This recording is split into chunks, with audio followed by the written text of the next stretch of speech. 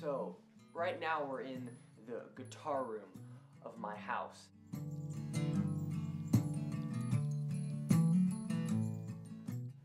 I don't know why we call it that.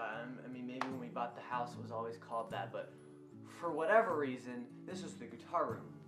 And if you ever come over to our house and maybe for a birthday party or maybe we're just hanging out, it's just a matter of time before me and Chad disappear for a little bit.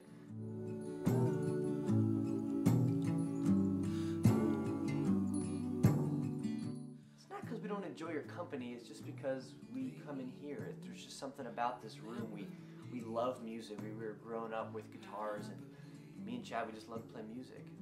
By the rose bush laughing with brew. You know, I've been leading worship at San Diego First Assembly's Student Ministries at Epic for almost 4 years now. And I've always felt like I've been called to do something musical, to lead worship, and I absolutely love it. But I've never been able to really write a worship song. I've written things here and there. I have, you know, just a couple ideas, but for some reason I've never been able to write a worship song.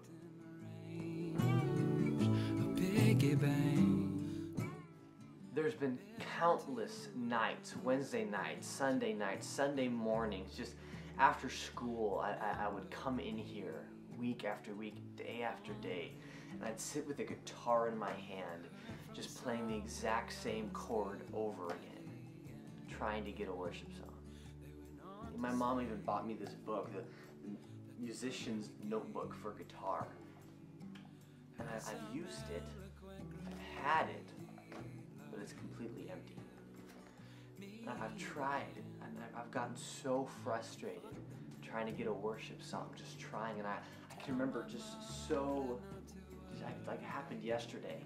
I would sit, I just would sit with the guitar in my hand and just play the guitar, and I'd have notes and I'd have my laptop recording, and I'm just sitting there getting so frustrated at God because I can't get a worship song.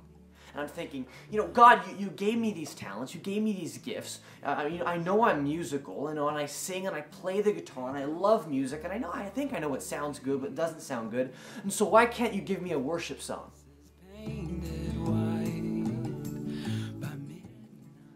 And there was a specific night that I remember I was so frustrated, and I had a Word document up with all these words, and I'm like, no, that sounds stupid, and I'd delete it, and then I'd try for another verse, and I'm like, that sounds stupid too, and I'd get rid of it.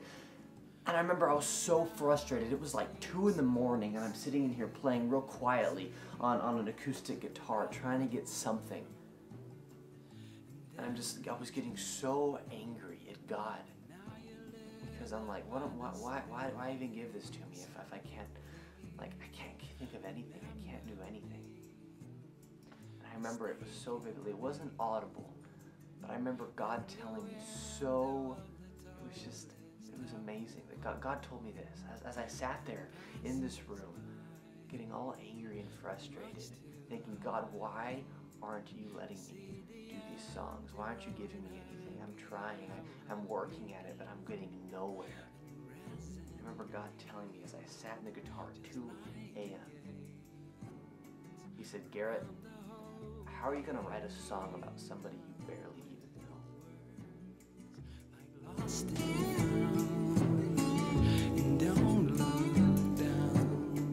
If we hang out, give me about 5 minutes and I'll mention Francis Chan, or David Crowder, or Mark Driscoll, or Scott Johnson, and all these people that have done different things, and people that I really, really look up to, whether it's music, or they're pastors and they're speaking, whether they're web cartoonists that are really funny. I look up to these people, and I always think, you know, it would be so cool to know them, for them to say like, oh yeah, Garrett Cruz, I know who that is, that guy's awesome. And I always just think that wouldn't it be like David Crowder to say, it'd be so cool to be able to just play with him. Or Mark Driscoll, Francis Chan, like all these amazing guys that are so good at theology and just know God. It'd be so cool to just go out to lunch with them and say, you know, hey, guys, today I went out to lunch with Francis Chan. I remember a while back, I got sick. I was really sick, and so a couple of the youth students, a couple of my friends, they got John Foreman from Switchfoot to call me I got to talk to John Foreman. And I remember I was so excited. I mean, for months, I could not get it out of my mind. I was so lucky and blessed that I got a call from the lead singer from Switchfoot. I mean, you got a better story than that? That was so cool. And in my mind, I have this feeling that I just want to know them. I want to be known by them. And this pathetic story that I have, it was late at night, really late. I stay up way too late sometimes. And I was on a Ustream chat. They were recording a podcast. These two guys named Randy Jordan and Scott Johnson. They record something called The Instance, which is a podcast for a video game that I used to play. I know, really late. And so I was so obsessed with them in this game that I was on this chat room. And I'd even made my name Instant Slappy, which was one of their podcasts and another one of their podcasts put together. So hoping they'd see me in their chat room and mention me on the show. And so it was really late, and all you can see is this guy with the mic talking to the computer for the other guy. That's all you can see. And there was like 100 people on the chat room just this flow of text from people just talking about everything that they're talking about and just freaking out with every single word that they said. I remember I was so late, and so I'm talking and I'm typing as fast as I can. And so they weren't even recording. They were like in an intermission. They weren't even recording at the time. So the main guy, Scott Johnson, goes, "Oh, Instant Slappy in the chat room. Hey, that's cool, man." And I just remember freaking out. I remember putting into chat, "I love you, Scott Johnson. My life is complete." And I was like, this was so cool. This guy, this web cartoonist that does a show about video games, he mentioned Instant Slappy. I'm so excited. I mean, that's so cool. That's so wrong. Like, I thought that somehow that was important. I completely missed it. I missed it that night when I was in the guitar room. Didn't even know God.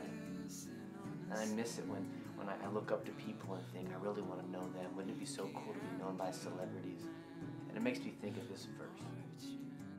Not everyone who says to me, "Lord, Lord," will enter the kingdom of heaven, but only he who does the will of my Father who is in heaven. He says this, "Many will say to me on that day, 'Lord, Lord, did we not prophesy in your name, and in your name drive out demons and perform many miracles?' Then I will tell them plainly, 'I never knew you, and away from me, you evildoers.'"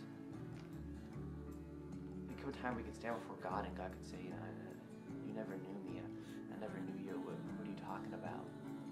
I never did any of those things.